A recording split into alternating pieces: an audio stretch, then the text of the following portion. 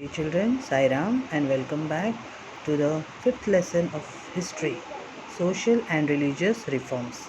Children, in the previous lecture, we have learned about the national uprising of 1857.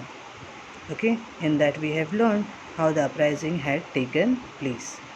Okay, at the end of the lesson, we had also learned about the Queen's Proclamation, according to which the East India Company was replaced by the British rule. Okay, now the British had become more alert. They started the divide and rule. Okay, divide and rule movement in India. We have also learned that the Britishers had started Western education in India. Just because of the Western education, there was a lot of changes brought about in the society of India. So today in this lesson, we'll learn about the social and religious reforms. Okay, children. Firstly, introduction.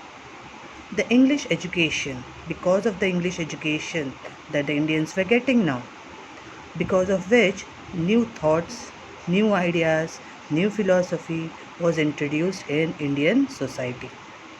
Okay, people came to know what is right and what is wrong. The thoughts had changed now. Okay, new ideas had come to them and they had joined up with new philosophy. Now, the Indians also had been introduced to Western thoughts and culture. They had come out of the superstitious beliefs. Okay, and Western thoughts had replaced their superstitious beliefs. There were changes in social, religious, economic, and cultural aspects of Indian society also. Okay, changes were brought about in various fields in the Indian society, like say social, religious, economic, and cultural. Okay, now as the educated people were becoming more and more in India, so what happened? People started becoming aware that the backwardness in India was just due to many of the flaws in us, like the superstitions, casteism, old customs, class systems, lack of critical outlook. Okay, all these were the drawbacks or the flaws in the Indian society, and this has to be changed. Unless and until we change this, the Indian society is not going to come up. Okay, so these people, those who were literate now, those who had received the English education, they felt it necessary to eradicate these flaws, to remove these flaws from the Indian society, and the undesirable tendencies which were there, which were going against the progress of our country, has to be removed anyway. Okay, so this is how the spread of English education had brought about new thoughts and new ideas and new philosophy in the Indian society. Then the people, those who were illiterate now, they started thinking that there is a need for creating a new society. They thought that the society has to be changed. It has to be developed on the principles of humanity, equality, and fraternity. Unless and until these values, these principles are inserted into India, India is not at all going to change. Okay, so social awareness was created. So people, those who were literate now, those who were knowing the English education, they came to know that we have to do something about this. So what they started doing, they started bringing about social awareness in the Indian society. How they were going to create the social awareness now? Through writings, okay, to solve the various problems in the society. Okay, they started writing down magazines, okay, newspapers, so that the people read it and they become aware about the flaws in the Indian society. Now this intellectual awakening which was brought about in India, that is called as Indian Renaissance. What it is called as? Indian Renaissance. In the second lesson of history we had learned about the European Renaissance, correct? So here we are talking about is the Indian Renaissance. Okay, the awakening that was supposed to be brought in the Indian society. Okay, that is Renaissance. And this intellectual awakening was brought about by the people, those who were literate now, those who were receiving the English education, because of which their thoughts and ideas had changed. Understood, children? Okay. Now, how these changes were going to be brought? Just immediately, just writing down in newspapers and all was not enough. There were many other things also done to bring about a changes in the religious and social reforms in India. Okay, there were many institutes which had come up to bring about a awakening among the people, to bring about a social awakening among the Indian people. Now, which were these institutes? Like the Brahmo Samaj was there, then the Prarthana Samaj, Satya Shodhak Samaj, Arya Samaj, the Ramakrishna Mission. These were the various institutes which came forward for bringing about a change in the Indian society. So today in this lesson, we are going to learn about all these institutes. Firstly, we'll start with the first one, that is the Brahmo Samaj. Now, what is this Brahmo Samaj? It was an institute established by Rajaram Mohan Roy. Okay, now who was Rajaram Mohan Roy? Rajaram Mohan Roy was an Indian religious, social and educational reformer. Okay, he was an reformer. Who was a reformer? Those who bring about a change in the society, that is called as a reformer. Who was one of the founders of the Brahmo Sabha. He had founded the Brahmo Sabha. The precursor of the Brahmo Samaj, a social religious reform movement in the Indian subcontinent. He was given the title of Raja. Okay, he was given the title Raja by whom? He was given it by Akbar II. Now, who was Akbar II? The Mughal Emperor. Okay, the Mughal Emperor Akbar II, he had given him the title Raja. Okay, now let's see. Rajaram Mohan Roy was born on 22nd May 1772 at Radhanagar, Khankul. Okay, and he died on 27 September 1833 at Stapleton, Bristol, United Kingdom. The name of his wife was Uma Devi. Okay, the organization which he founded, apart from Brahmo Samaj, was Presidency University, then Atmiya Sabha, and many more were there. Okay, the parents of Rajaram Mohan Roy was Ramkanto Roy and Tarini Devi. Okay, let's continue with the Brahmo Samaj. Now, what is this Brahmo Samaj and what are the principles of Brahmo Samaj? In 1828, Rajaram Mohan Roy established the Brahmo Samaj in Bengal. Where he had established the Brahmo Samaj? This was an institute which he had established in Bengal. Okay. Now, Rajaram Mohan Roy had studied many languages, many religions. He had gone through many religions. Because of all this, what had happened?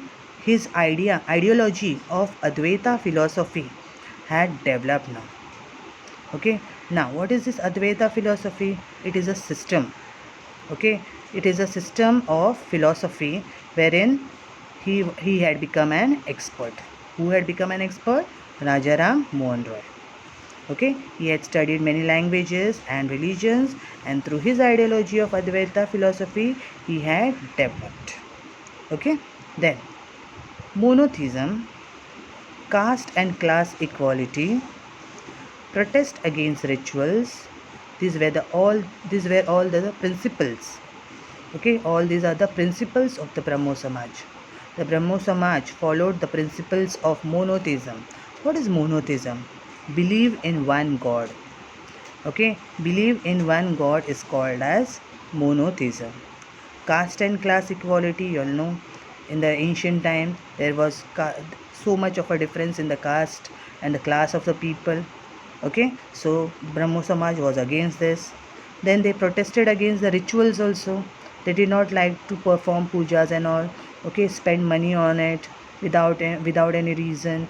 Okay, so they were against the rituals and they only followed the way of prayers.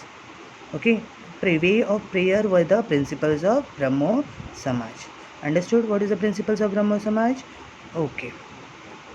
They opposed sati practice. By now you all know what is sati practice. Yes or no, children? They oppose sati practice, then child marriage, parda system. You all know sati practice, you all know child marriage. But what is this parda system? Previously, in the ancient time, women were made to live inside the four walls of the house. They were not allowed to come out. They were not allowed to take any education. Okay, and apart from that, they have to wear one of the wear a sari on their faces also, so that their face could not be seen by anyone. Okay, that is called as parda system. This is wrong, correct now? Just to be in the parda only, how you will feel when you have to be just covering your face and going about here and there. It is not at all a good thing. But the women had to do that. Throughout their life, they had to be in the parda system, which was a very bad state for the women. Then, the Brahmo Samaj promoted widow remarriage. Okay, they believed that the widow also should remarry.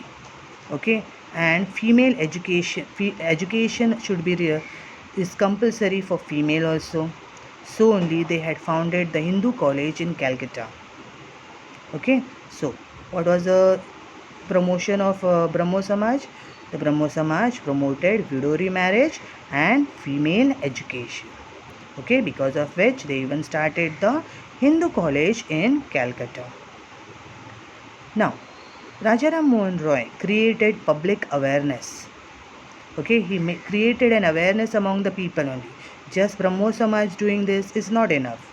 Even the people should contribute from their side. For that reason, what did Rajaram Mohan Roy do? He created an awareness among the people. How did he created an awareness among the people? Through newspapers like Samvad Kaumudi. Okay, this is the newspaper called as Samvad Kaumudi. Okay, through which people could read it and they could understand what is right and what is wrong for them. Okay, so this was the aim of Brahmo Samaj. I hope children you have understood till here what is this Brahmo Samaj.